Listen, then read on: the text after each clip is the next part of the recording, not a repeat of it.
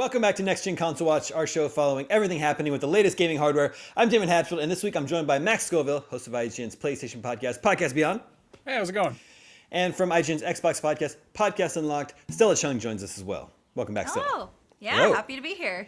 And we're talking about exclusives and the future of exclusives, which, strangely enough, seems to be a little uncertain at this time. Since time immemorial, it was a given that exclusives sold consoles. Exclusives were the most important games on a console, but now it seems like maybe that's changing. Of course, on the Xbox side, they seem pretty willing to sort of dip their toes into the idea of sharing their exclusives, and they've shared their exclusives with PC for many, many years now. Of course, Sony recently found great success releasing Helldivers 2 on PlayStation 5 and PC simultaneously on the same day.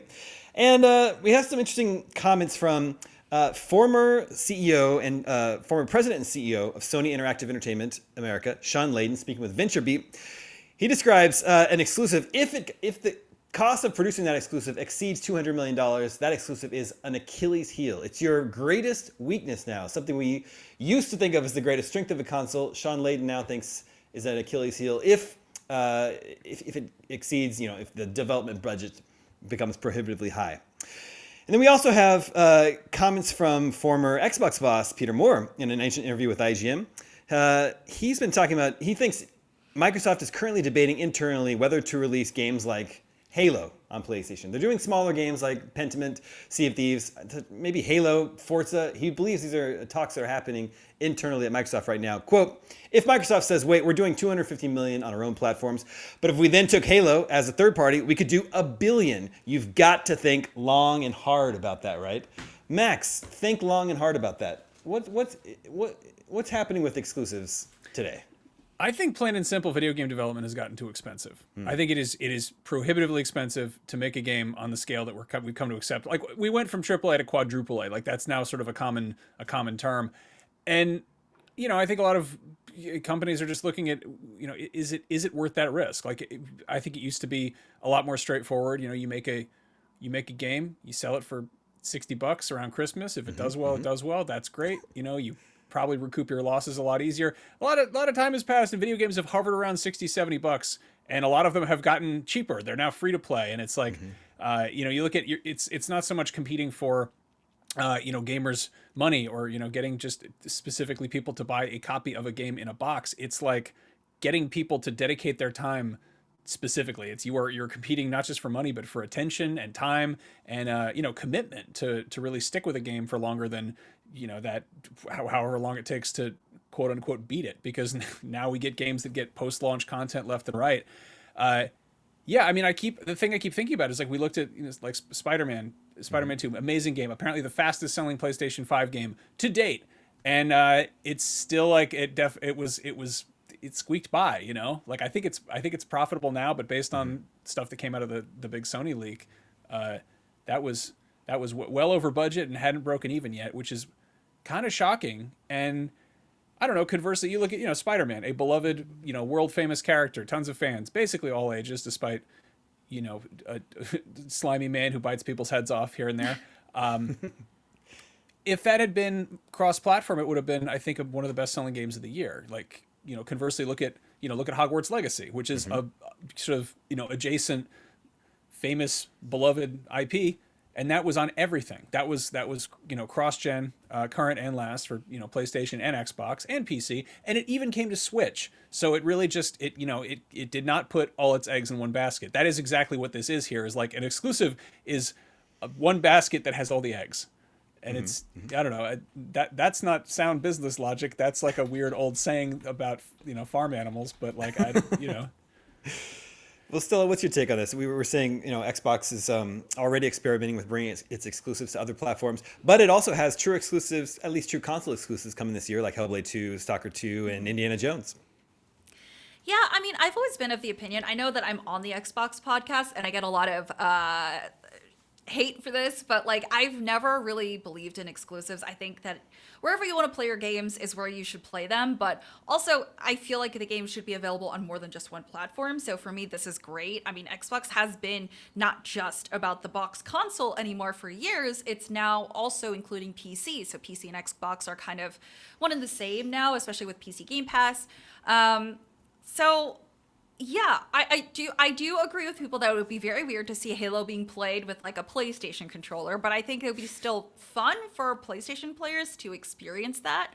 And I just feel like it's a really good time for players to get back to games that they haven't been able to play, especially with so many remakes coming out. But yeah, also to Max's point with games being really expensive, I feel like we're seeing a lot of early access games coming back into style as well, which is kind of frustrating. But yeah, I don't know. I personally think it's great that there are so many exclusives that are not becoming exclusive anymore. And I know that people like to crap on that because they like to feel superior in whatever platform they own. But I feel like we're just beyond that as a gaming community now. Like there are just so many games that can play cross-platform and have cross-progression. So why should games be stuck to one console or the other?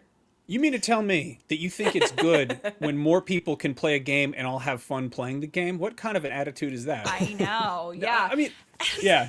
I think there's this sort of outmoded thing of people be like, they invest in a specific box. And this dates back to like, playground arguments of like Sega, Super Nintendo or Sega. Like I get it, but also like, isn't the point to play the games and have fun? Like it's sort of a means to an end. It's sort of weird to just sort of chain your, I guess your fandom to a specific, piece of machinery. Yeah, and it's very interesting when people try to say, oh, well, I've invested so much into this particular ecosystem, I feel betrayed. It's like, why? How? You feel betrayed that there are more people that are going to be playing the games that you love and can talk to you about them and can connect with you on that. Also, I guarantee you that the gaming industry, that the gaming sections of PlayStation and Microsoft are not the big game makers, like the big money makers. So they're not going to stop making the consoles. I mean, it still works for them. So I feel like a lot of people are upset, oh, they're not going to make Xboxes anymore if people keep buying these games on other consoles. Like, it's fine.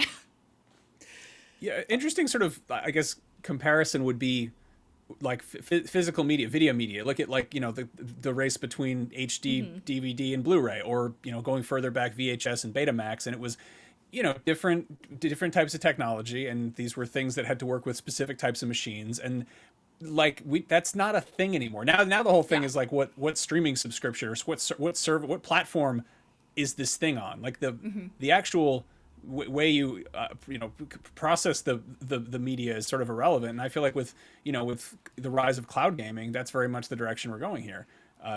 Like it is funny though, because like Microsoft, if you go back to the roots, it's a software company, and it's a software company that's been massively successful because of how ubiquitous Windows is. And Windows, again, is also a means to an end. It's not, I mean, they do make software like Office and all that, but like that was like, of course they support PC gaming.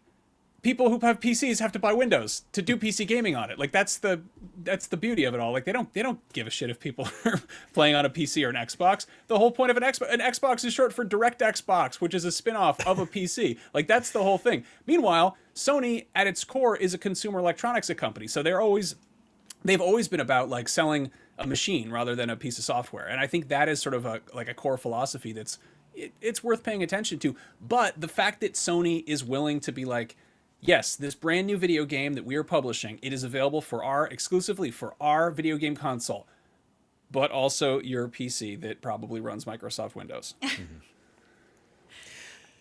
I can throw some numbers out that when you look at it this way, it might actually seem crazy that console manufacturers would ever keep their games exclusive. So Sony has sold 50 million PlayStation 5s. Xbox has sold quite a few fewer Xbox Series X consoles. The number of PC gamers in the world is closer to the tune of 2 billion. Closer to 2 billion PC gamers out there that they could reach if they just put Spider-Man or, obviously Xbox is reaching that with all its games. Also, the console market is not growing. We know that the higher end of what a console can possibly sell is like 155 million, like PlayStation 2 and Nintendo Switch is nearing that. But like that's the upper echelon of what a console has ever sold. Again, compare that to 2 billion. Also, the combined sales of both PlayStation and Xbox consoles has not changed since the 360 and PS3 days. It's always around 175 million over decades and several console generations. So the console audience is not growing. So I think we're just at a point where they're looking at this gigantic PC gaming audience that they could possibly reach, plus the fact that it's a lot easier today to port their games to PC than it used to be back in the PS3 days. I don't know, Max, what do you think? Definitely, and I think the other sort of elephant, maybe not in the room, but waiting outside in the hallway, is mobile. And we see plenty of games find massive success because they get ported to mobile. And there's, we as people who love to hold special little controllers with dedicated buttons, we like scoff at that and like, oh, a phone, never. And it's, you look at, I don't know, I feel like anybody under the age of 15 is probably cut their teeth playing games on a tablet. Like that's extremely common. That's how kids play games these days. Not to sound like a crotchety old man or anything, but like. It's how it is, yeah. And I mean, PC at the same time, everybody needs a phone or a tablet or a PC. Like in some capacity, that's sort of a requisite. It's like having a car or a stove. It's an appliance. It's not so much like a dedicated, consoles. Utility, yeah, consoles are toys. Like consoles are luxuries. They are, maybe you can use it to do Blu-rays or streaming or whatever, but like aside from the PS3 having printer support for some reason, people typically don't, you buy them for fun, specifically for fun. And that's great. I'm not knocking that. I love that. I love that people can't slack me on my PS5. That's wonderful. Please never change. I don't want to be able to get work email on my PS5. But like, if it comes down to it, you've got a few $100 or $1,000 to spend on a machine that you use to play video games. Are you going to get one that's just to play video games, or one that, you can write your term paper on, or do your TurboTax or whatever? Seems of course, pretty straightforward. Yeah. Of course, as usual, the one that's off in the corner doing their own thing and not playing by the same rules as everyone else is Nintendo. And it is hard to imagine a future where Nintendo is sharing its exclusives on other platforms or PC. Stella, what do you think? What's the difference? Is it just that Nintendo has a vastly larger stable of popular IP? Like compared to Sony and Xbox, it dwarfs both of them. Yeah, I don't know. I will never understand the way that Nintendo kind of just does its own thing and continues to succeed, even though it does alienate, being able to do cross-play, cross-progression. The only thing that I can think of that does cater to a larger audience on the Switch that's also on every other platform is Fortnite. But it runs terribly on it, which is not surprising. So I don't know what exactly they're doing, but whatever they're doing is great for them because they can just stay in their ecosystem forever. Yeah. But also they don't cost that much compared to the other consoles, and I think it's because they're just doing something unique, right? They're not aiming to be the most powerful console. They're not aiming to be the most the most responsive console on the market. Like they just make things that make people happy, I think. And I think it's a lot more approachable because a lot of people with families see the Nintendo and they associate it with like, oh, wholesome games or wholesome content, right? So a lot more families are playing on the Switch, and there's a lot more versatility to what the Switch can offer. So I think that they are doing something right with that. But yeah, don't ask me what the formula is. I have no idea. Yeah, I mean, Nintendo, comparatively, like if Microsoft makes software and Sony makes electronics, Nintendo has always made toys and games, going back to the Meiji era. Like they made Hanafuda cards. Like they are not ashamed of it. They're a toy company, and now they make children's movies and they make theme park rides, and there's a sort of like lovely lack of pretension, or like they're like the Nintendo Switch. Is it terribly underpowered, or is it exactly the right amount of power for something that's just used to play games? I don't know. Nintendo like is also they focus on making things fun, and they look great nonetheless. And I love the Power Glove. It's so bad. It's so bad. Well, it definitely feels like things are starting to change a little bit. I don't believe the exclusive faucet is going to be just shut off immediately one day, but I do think we'll see more and more experience from both PlayStation and Xbox in trying to tap into these, the larger markets, specifically the PC market, which again is just, over 1.8 billion people over the world. It's just an enormous market that I don't think they can ignore forever.